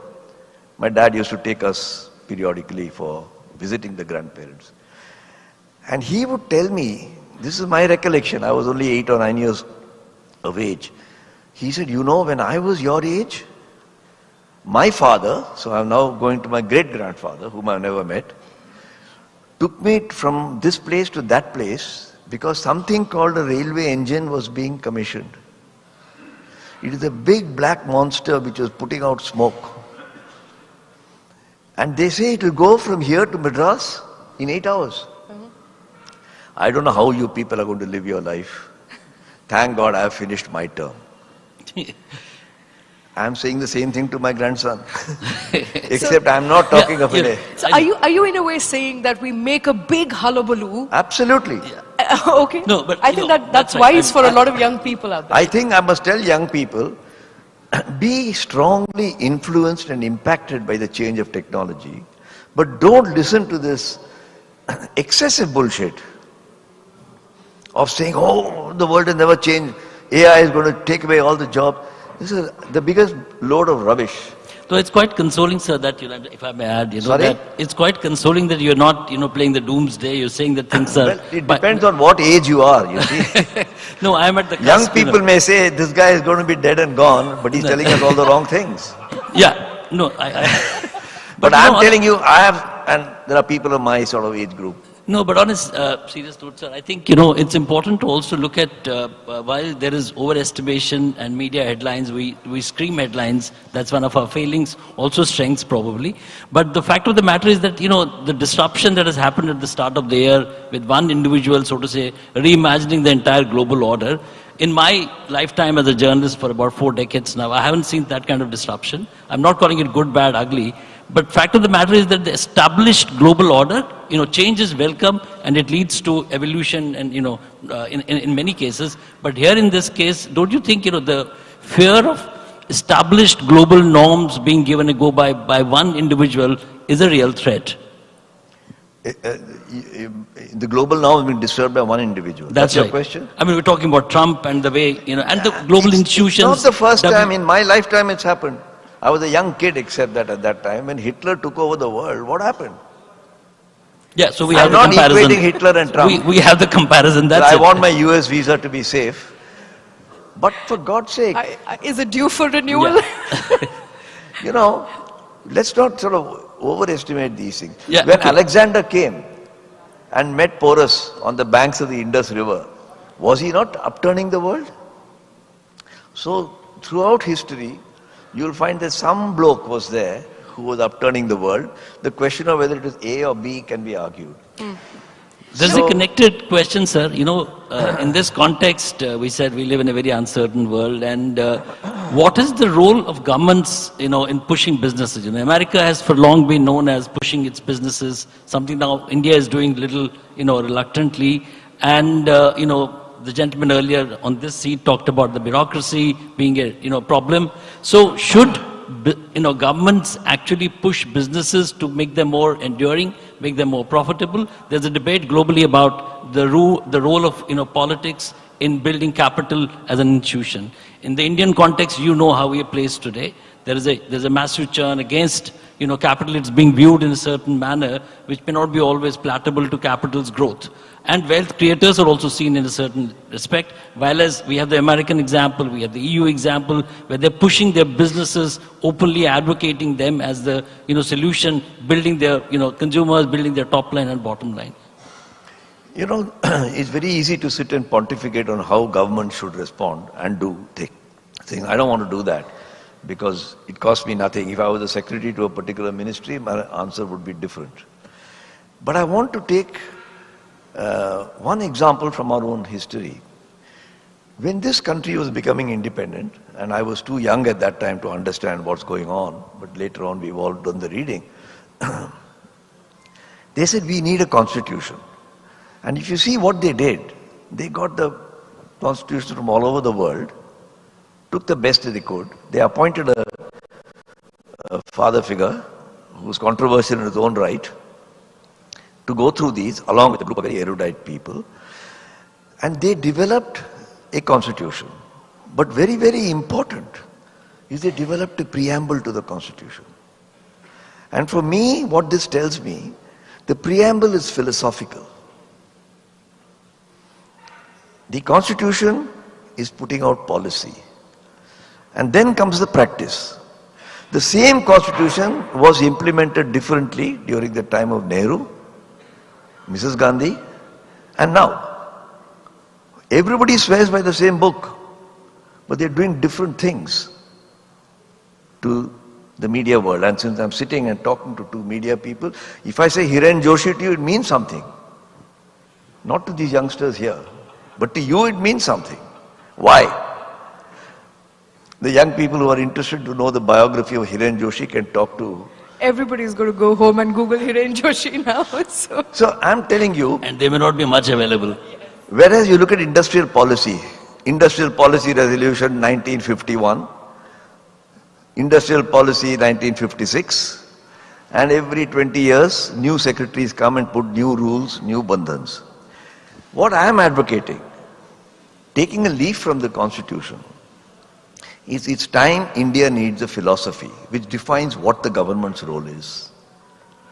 I'm fed up of governments trying to tell you what to do. You can't be daddy, mummy to your children till they are 80 years old. This is what our government does. They want to tell people who are 75 years old how to lead their lives. Let them alone. Create a philosophy which says we need enterprises that are long lasting. We need enterprises that are, I'm giving you illustrations rather than telling you what it should contain. We need enterprises that do good to society. We don't have to be putting 2% CSR, let them do 10. When CSR came in Tata's, we calculated, we were already doing 5%. We said, wow, there's a cost saving. We now have to give only 2%. This is that phase of controls and so on we have been through. There's no point debating and discussing it. But I think if we can develop an enterprise philosophy, which is I call the equivalent of the preamble to the Constitution, and enterprise, and I'm not saying industrial manufacturing, enterprise, includes trading, foreign exchange, foreign trade, all of these things. And then tell people, now the field is clear, run. Of course, regulate what you have to regulate. There are things that you have to regulate. So I'm writing a book on this, so my mind is really driven by saying, do we need to rethink fundamentally the way we deal with enterprise? Why is it that a country which has got all the stated potential that it has, with which I agree, by the way, human potential, should be stuck at 12 to 15% of industrial production contributing to GDP for the last 40 years? And every prime minister, industries minister will come and give the same speech, and the FICCI and the CIIs will sit and genuflect at the waist. The newspapers will write the same, and carry on as usual. I think it's time to, I'd love to see a change. Okay. If possible, during my lifetime, I propose to live long enough to see it. Okay, so you're essentially saying it's cyclical. All these disruptions come and go, and they prepare you, they make you more resilient. No, his question was about industrial policy. That's right, industrial policy. Since we are in the last leg of our conversation, I have to ask you, as far as challenges is concerned, what, in your assessment, are the challenges to enduring, long-lasting enterprises? Are they going to be by the way of people, culture, or technology? What challenges do you foresee them facing? You said you're writing a book, you're dwelling on whether you need to rethink fundamentals. Where do the challenge lie? I think the challenge lies, I will not go into details but business has been groomed and trained and educated.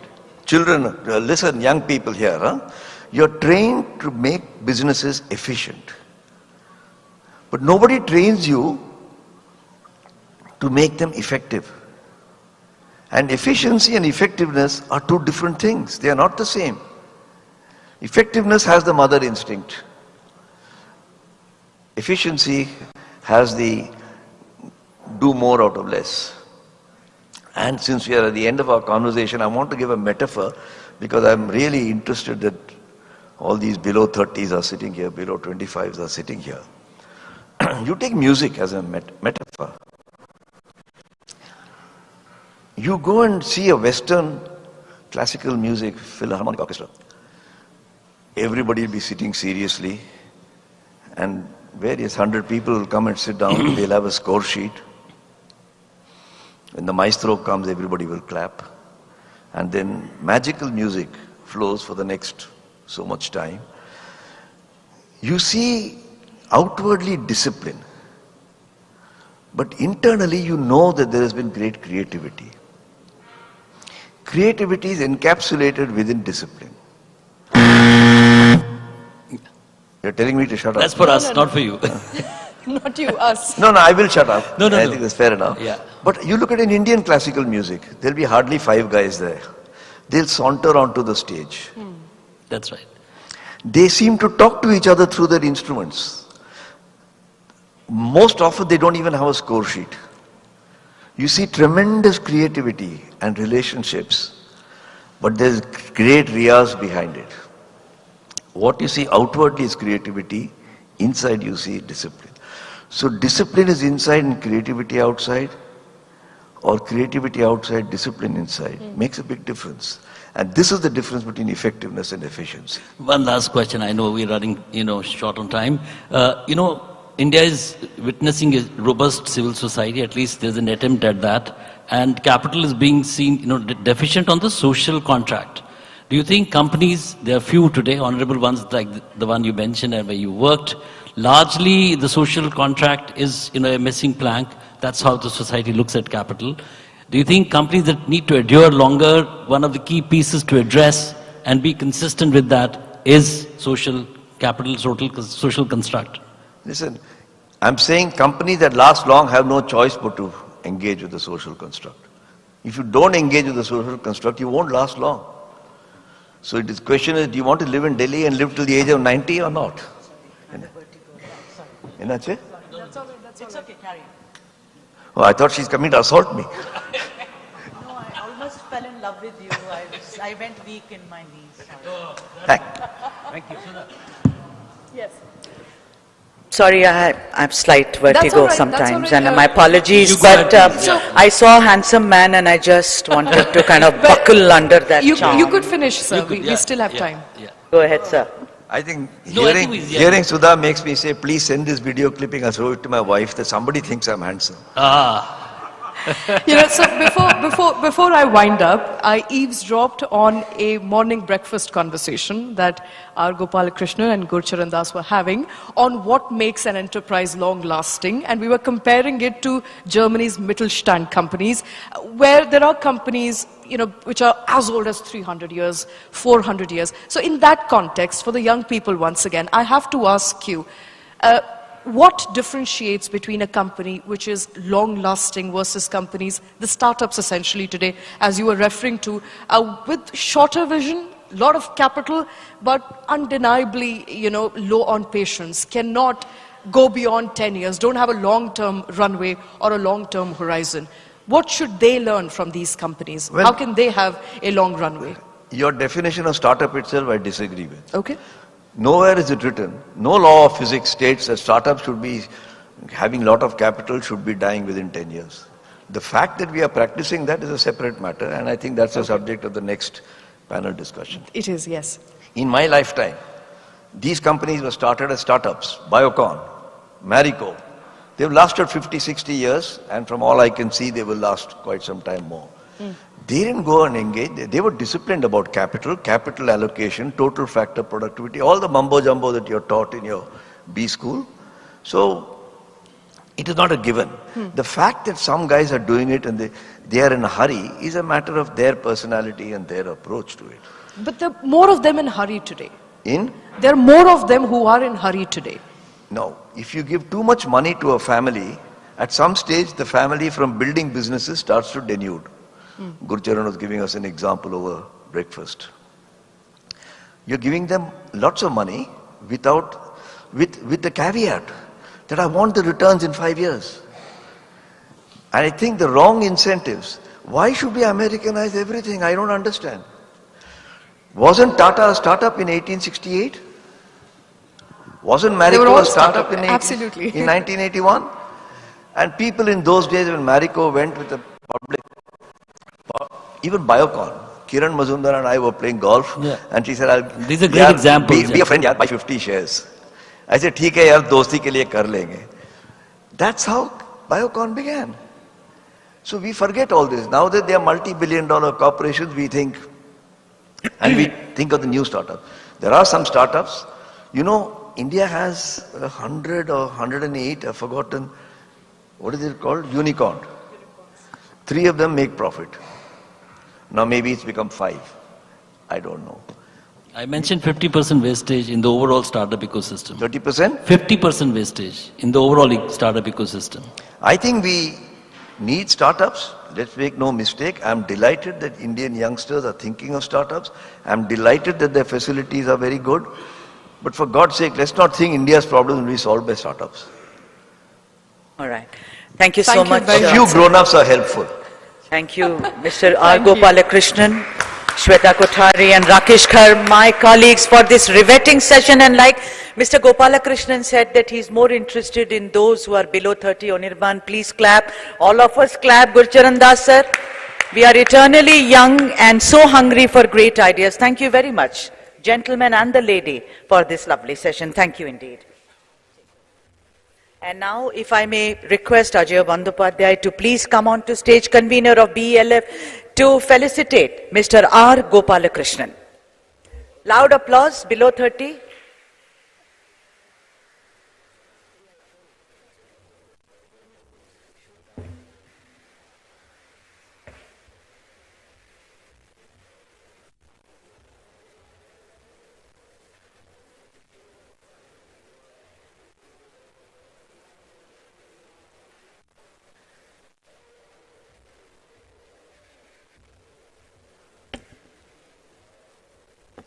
Merry Christmas, Grandpa. Macaroons. She used to love macaroons. How can I eat this without her? Merry Christmas, Grandpa. Parker, the right gift. Thank you. It's senti-proof.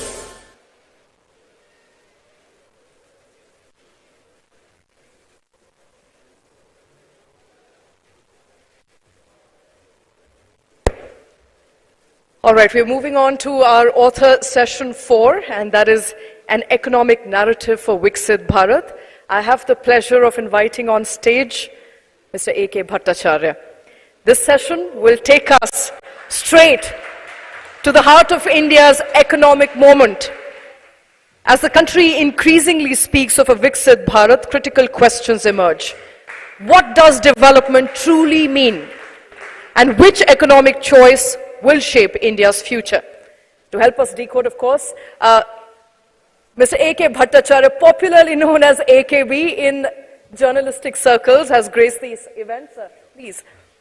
And He's a veteran economic journalist, for those who don't know him very well. He has over 4 decades of experience.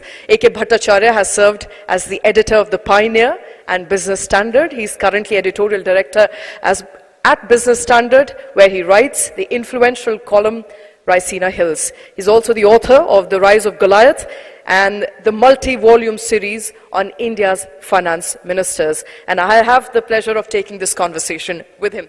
Give it up for AKB, please.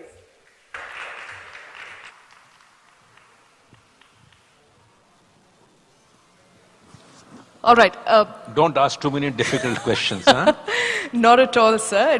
Needless to say, it's me in the dock here, and more nervous to have you here, and the pleasure is, of course, mine. And so let me begin by asking a question that I think you get from everybody, and that is, you have seen India's economic story unfold, and you've had a front bench experience of it as an author, as an economic journalist. When I talk to you about Viksit Bharat, or when an average young person talks to you about Viksit Bharat, beyond the slogan, what does it truly mean to you? Thank you very much for having me here. It's always a pleasure to talk to young people and also some eminent voices of Indian thought leadership. I think the idea of Viksit Bharat is probably not understood in its right context. When we talk about Viksit, what do we mean? We need to understand it, and I have often wondered, what does it really mean? Does it really mean India's size of the economy becoming that of a developed country? Or does it mean that our per capita income will reach the level of whatever it is, $12,000 or $15,000 per capita? There is a tendency in popular discourse that Viksit Bharat means India becoming the 3rd largest economy and becoming a size of the economy which, if you translate that into whatever per capita level and everything, will reach there. My understanding of Vikasit is not just that. I think we need to be Vikasit without being unequal. Unfortunately, at this stage, I don't get inspired by this extreme lack of inequality, which is actually a big constraint in our becoming Vikasit. And I don't think policy reforms are adequate at this point in time to address that inequality, to make India a truly Vikasit Bharat by 2047. There are estimates of whether it's an 8% growth or a 9% growth that will take us to that level of being a Vikasit. But I think there are many other parameters, and one of the big parameters is how unequal we remain when we become Vikasit. Now, you might argue that the US is also unequal, but certainly US is less unequal than India at this point in time.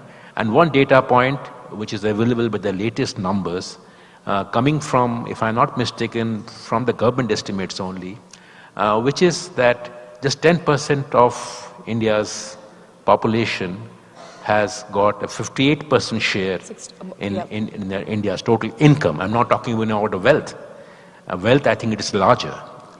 So if 10% of the Indian economy people have a share of 58% of income, it does constrain India's growth potential.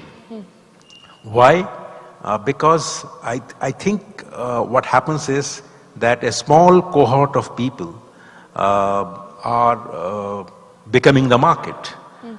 90% of the people are not really the market. So they also don't contribute to the kind of demand sustenance that is necessary.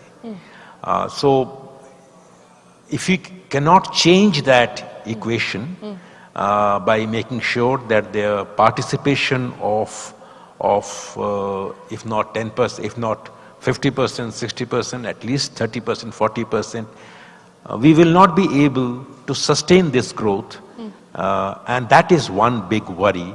And consequent to that worry is that how we are seeing a gradual demise of entrepreneurship. I know we talked about startups, but I think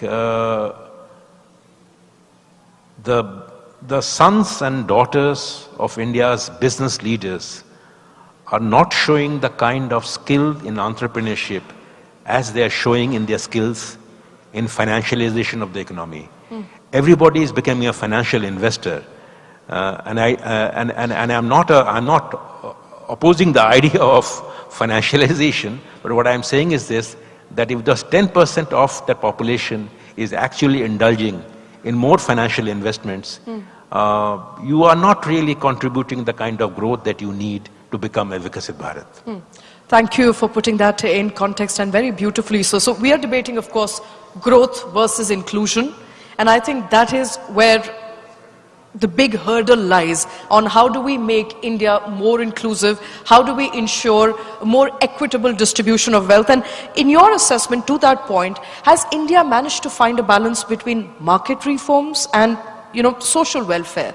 Because that's also a problem that many states face, and the center has also faced over years. Market reforms versus social welfare, or do you think we lean too far in one favor?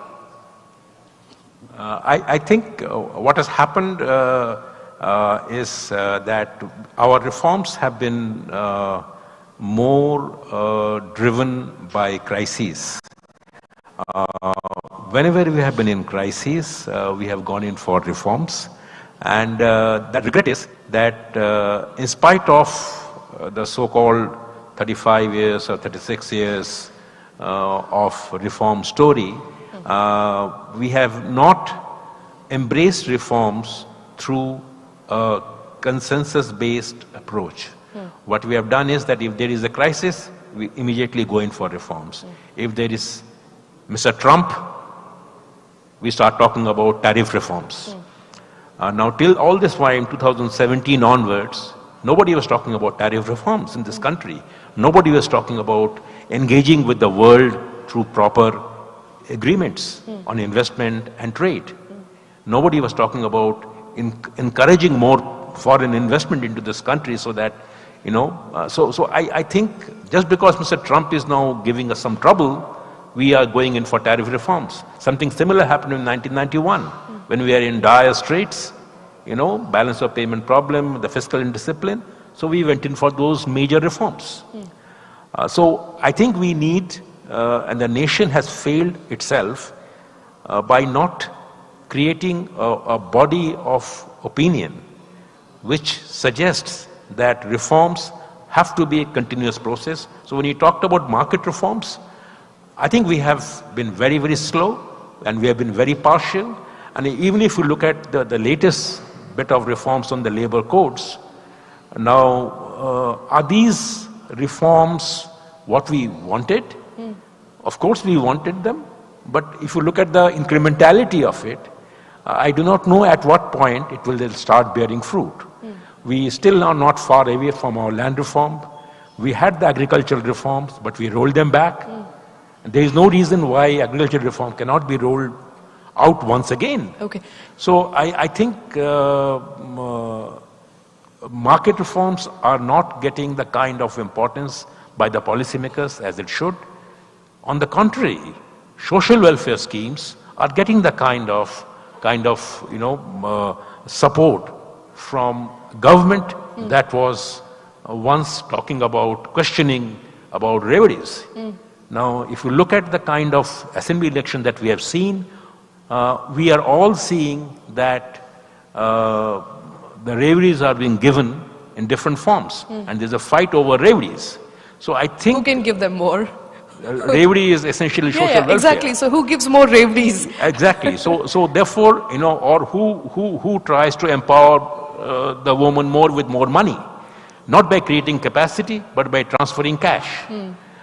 So I think our social welfare has been used for electoral purposes, and our market reforms have not gained the kind of momentum that we need to actually keep and realize the potential of this country. AKB, what would you tell those naysayers or those people who will often cite the fact that the government did roll out agriculture reforms but was forced to take it back given the complexity of India's democracies? It becomes hard to implement reforms. As you rightly pointed out, labor reforms, not there yet, agriculture reforms taken back, rolled back, and so therefore, reforms only kick in when we are in dire straits because we have no other alternative. And that is to do with how complex India's democracy is. Well, I don't think it is very complex. I'm sorry, I'm disagreeing with you a little bit. I think we often underestimate the importance of process in undertaking reforms. Take the example of agricultural reforms. They were well-intentioned.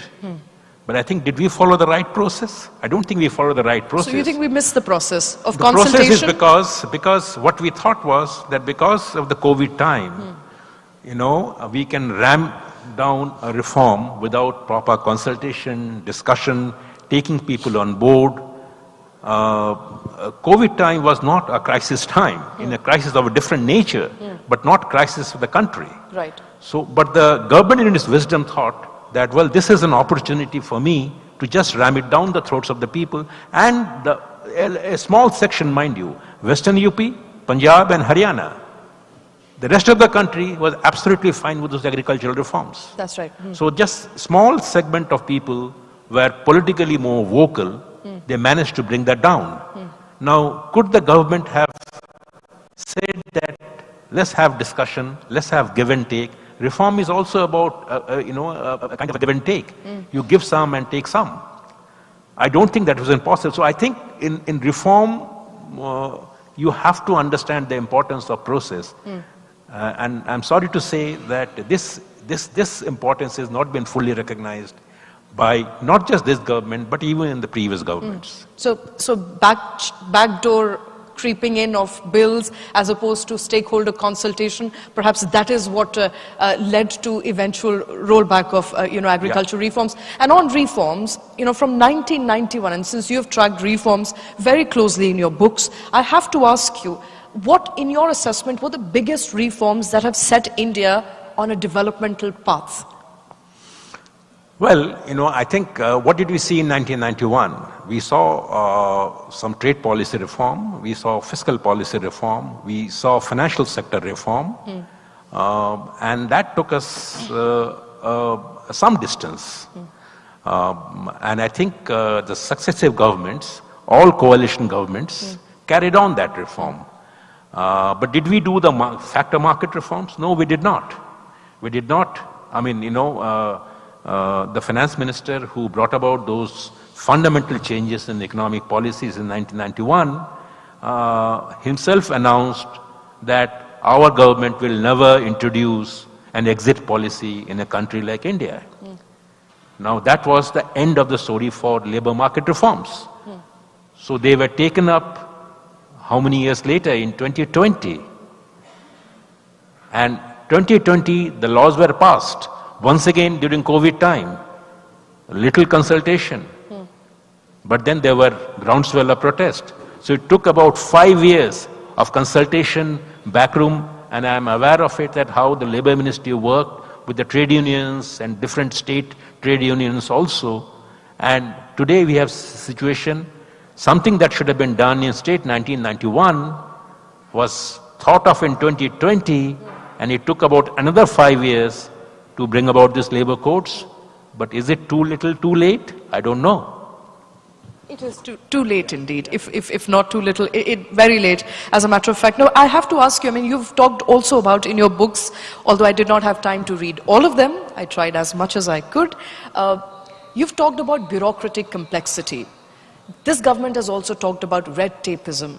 Now, in your assessment, do you believe in the last 10 years, have we moved towards perhaps a simpler, less bureaucratic administration? Or do you think we have a very long road ahead of ourselves when it comes to, the red tapeism with our bureaucracy? I was just talking about it with Mr. Gurucharan Das. One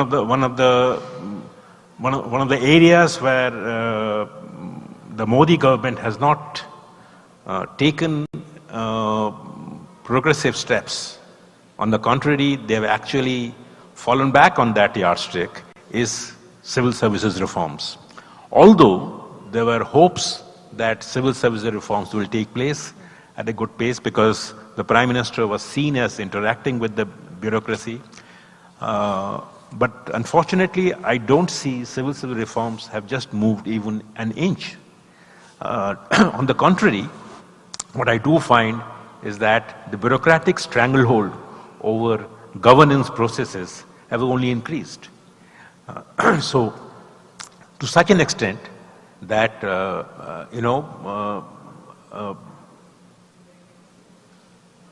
currently, your entire financial sector regulatory system is governed and led by a team of bureaucrats which presented last budget. So, you might say that, oh, it's a great jugalbandi that's going on, that the Economic Affairs Secretary is the Insurance Sector Regulator, the Revenue Secretary is the RBI Governor, and the Finance Secretary is the Markets Regulator, SEBI. You may say it's a great achievement, but do you really believe that a civil servant who has got strong connection with the government can actually act as an independent regulator?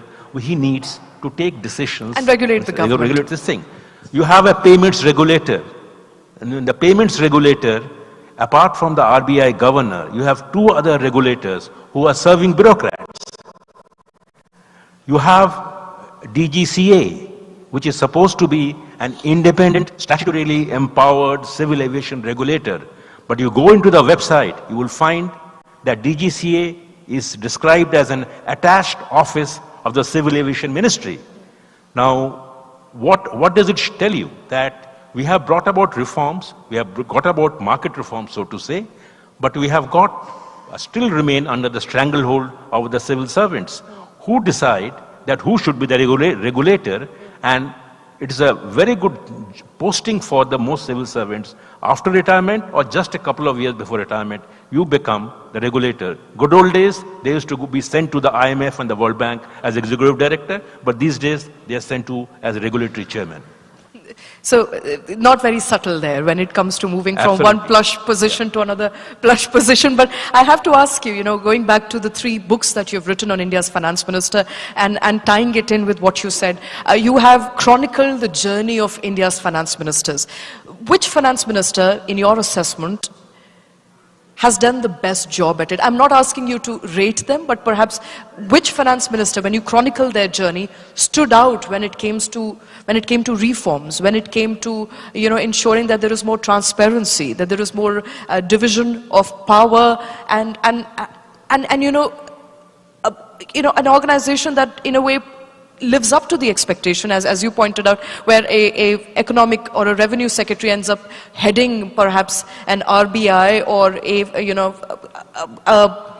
regulator ends up operating out of a ministry's own compound. So in your assessment, which of these finance ministers, if one or two, if you could name them, in your assessment stood out when it comes to doing a good job with Indian economy? Well, this is not a very difficult question at all, because I think if you look at the last, 28 or 25 finance ministers that India has seen so far, who have presented a budget each, at least, I think Manmohan Singh stands out, very clearly. There cannot be any doubt about it, for good reasons, because one is what he did. Those 100 days after 1991 crisis hit us, but also because for the next 4 years, in spite of huge political pushback, he maintained and personal attack on him on the Harshad Mehta security scam. He stuck to his broad philosophy of unshackling the economy. But I think the real answer, another way of looking at is, who is the most underappreciated finance minister? And I think that underappreciated finance minister is Yashwant Sinha. Okay. Because that person, with a prime minister who was not always by his side, and please remember that a finance minister is as successful as he gets the support from the prime minister. I mean, Manmohan Singh wouldn't have been what Manmohan Singh was without a prime minister like Narasimha Rao. But Yashwant Sinha, who did not enjoy his full support of his prime minister, Atal Bihari Vajpayee, managed to bring about the kind of reforms. I think people don't appreciate him enough. Okay. Now, at the beginning of the conversation, you've set the stage for what are the challenges when it comes to Viksit Bharat. Let me also bring in some of the contemporary challenges that we were talking about. That includes, technology flux, global supply chain disruption. We're looking at, a decadal shift when it comes to AI, what AI can do, how it's going to take away jobs. So, given all the present constraints, what is the sustainable path forward to a Viksit Bharat? I think I'm not really competent to answer this very, very deep question of yours, but let me try. I think we have to understand that we haven't paid enough attention to what I call broadly social infrastructure. What do I mean by social infrastructure? I mean by health, by education, and I would include even water there. And these days, since I'm coming from Delhi, I would say air pollution. Now, I think these are all social infrastructure that we have failed to create. Our failure to create strong social infrastructure in these areas of health, education, including skilling and reskilling, and water and air, we may continue to grow. With India's demographic dividend being what it is, till 2040, 6% growth is par for the course. So it's important that we pay more attention to these 3-4 areas of social infrastructure and make sure that the biggest challenge is what, in my view, in a country which is for the last 40 years or so, we have seen there is no formalization of the economy as far as workforce is concerned. In India, still 10% of its population of workforce is formal, 90% informal, out of which 48% in agriculture, overpopulated, overdependent on agriculture. So we must create avenues by which we make greater formalization, and 2, we take away people away from agriculture, maybe through skilling, through education, and divert them to the industrial sector, where, as Mr. Gopalakrishnan was pointing out, we still have around 12 to 15% of our economy is industry. Okay. We've talked a lot about what needs to change. I also want to know from you, what are you most optimistic about? I mean, having tracked India's development journey for the last 4 decades, and I'm assuming many, many more decades to come, what in your assessment makes you most optimistic about India's growth story? Because it's something that every financial institution in the world is talking about. India, the beacon of shining light at the end of the tunnel, an economy that stands out, that continues to be resilient, one of the fastest growing major economies in the world. And I believe all of those are headlines, and as Rakesh pointed out, we love to churn out headlines in the media. But when you deeply study some of these economic transitions, what makes you most optimistic about India's growth story? I think as people, I'm very optimistic. I think we should all give it up for that. People. I'm optimistic about India's people, and I also believe that with whatever its faults, a democratic polity is something that needs to be preserved at all costs, and I hope we retain that democratic polity which our preamble talked about. Is that something you're concerned about? I am concerned about that, because I think... In what ways, sir? In what way? In the sense that is very important that India's plurilateral character needs to be preserved, maintained, and protected in many ways. Without that, India will not what India has been. So it's very important. Okay, the buzzer has gone off, and I do have a couple of quick rapid fire questions for you. Right? Okay. Shall we? All right. Yeah. So, I think the first you've already answered, and that is the most underrated finance minister in Indian history. I think I gave you Yashwant Sinha. Yashwant Sinha. I wouldn't have named Mr. Chidambaram because Mr. Chidambaram is not underrated. He is, probably a little over. Due. Yeah. Okay. A reform that India needs urgently but hasn't dared to pursue. Education reform, particularly in the primary and the middle education sector. Okay. Not so much in the higher education. We have got a new educational regulatory body, but my fear is that you will very soon find another retired civil servant heading that. Okay. Instead of a proper educator coming and guiding its fortunes. But I think the primary and the secondary education sector requires immediate fixing, which will ensure that India becomes a good place where you can get vocational training and skilling. All right. One economic myth about India that you hope people would stop believing. It's a difficult one. I think, India will, become the third largest economy soon. But that doesn't change the fortunes on ground. On the ground, and we still remain an unequal society. Okay, fair enough. A decade in India's economic journey you would like to most revisit? 1991 to 1999. Okay. Market forces or state intervention, what defines India's growth story? A mixed economy, true, even now. Okay. And if you had to describe India's economy in one word right now?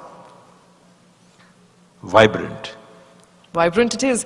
And your prediction, what will India's most significant economic achievement be by 2047? If it can bring down the informal workforce in the economy from 90% to 50%. That would be a great achievement. Yeah. AKB, thank you very much, everybody. Yes.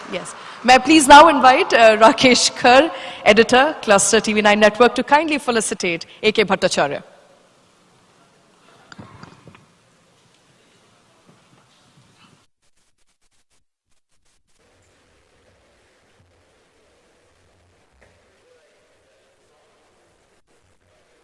It's turned off. Now it's on.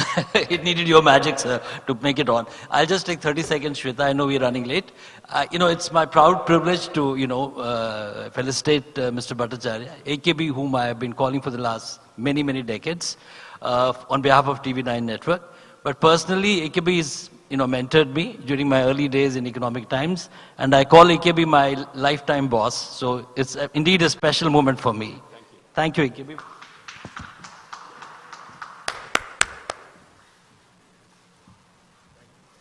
It's life in full circle for you, Rakesh. Thank you so much, sir. All right, with that, we will be taking a very short working lunch. We'll all reconvene at 2 p.m. Thank you very much.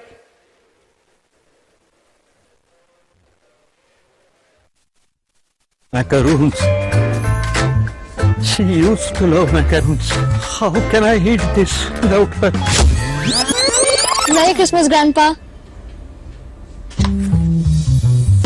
Parker, the right gift. Thank you. It's anti-proof.